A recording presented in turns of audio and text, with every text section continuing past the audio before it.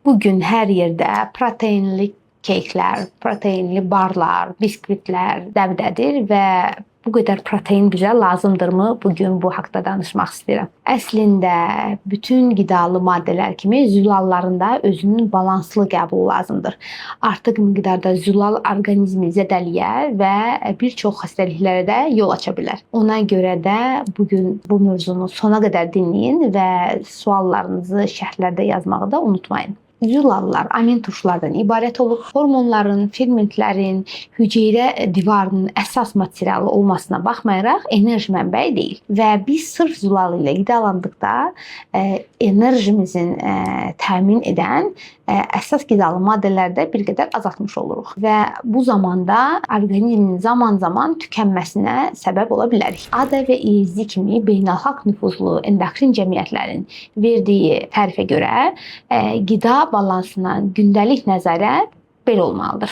Gündəlik qidamızın 45-55%-ni karbohidrat, 25-30%-ni yağlar və 15-20%-ni zülallar təşkil etməlidir. Və düşünün ki, əzələ artırmaq istəyirsinizsə, daha çox zülallı qidalardan istifadə etmək yox, daha çox güc məşqlərini etmək, idman etmək, sağlam qidalanmaq, bol-bol maye qəbul etmək və zamanında yuxuya önəm verməniz məsləhətdir. Bu sizin daha çox əzələ kütləsi artırmanıza səbəb olacaqdır. Əksinə, həddən artıq zülallı qidaların qəbulu böyrəklərdə iltihab proseslərinin və xəstəliklərin artmasına, böyrəklərin həddən artıq yüklənməsinə səbəb olacaqdır. Doğrudur, çox yüksək zülal saxlayan pəhrizlər iştahanı xeyli miqdarda azaldır.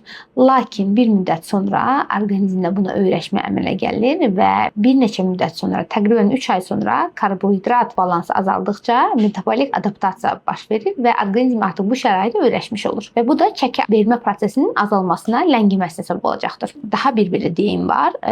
Bizim böyrəyimiz sağlamdır və zülal qəbulu mənə şəxsən o qədər də zərər verməz. Əgər bu fikri düşünürsünüzsə, bilməniz lazımdır ki, 40 yaş üstü hallarda zamanla qlomerular filtrasiya sürəti azalmağa başlayır və həddən artıq zülalın qəbulu da bu prosesin sürətlənməsinə, böyrəklərdə iltihabın artmasına, kalsium itkisinin sürətlənməsinə gətirib çıxardacaqdır. Nəticədə yanaşı nəzərə alsaq ki, 40 yaş üstü insanlarda prediabet və hipertoniya riski də yüksəkdir. Bu insanların böyrək xəstəliklərinin, xüsusən böyrək çatmamazlığının inkişafı riski də yüksək olmuş olacaqdır. Başqa bir deyimdə, pasiyentlər qanda zülal miqdarını yoxladırlar və qanda zülal miqdarı aşağıdırsa, zülalı həddən artıq qəbul etməyə başlayırlar və düşünürlər ki, bununla da orqanizmlərinə xeyir vermiş olurlar. Ancaq bir şey unudurlar ki, qanda zülalın həqiqi miqdarının göstəricisi deyil. Bu qaraciyər xəstəliklərində və immun sistem pozulmalarında, autoimmun xəstəliklərdə də yüksələ bilər və bu yanlış olaraq sizi zülallı qidaların qidada artırmanıza səbəbkar ola bilər. Və əgər pasiyent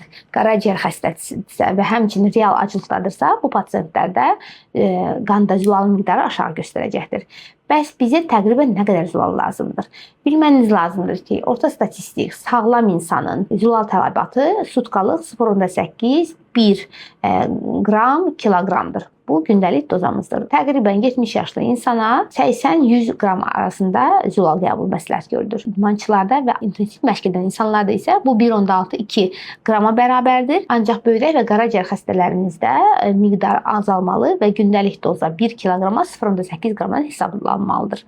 Ona görə də miflərə yox, elmə inanmanızı tövsiyə edirəm. Suallarınızı qonşulara, tanışlara, qohumlara və xüsusən də süni intellektə verməyə yox, birbaşa həkiminizə verməyə tövsiyə edirəm. Özünüzlə müğayət olun, özünüzə yaxşı baxın və bu videonu daha çox insana çatması üçün paylaşmağı və bəyənməyi unutmayın. Sağ olun.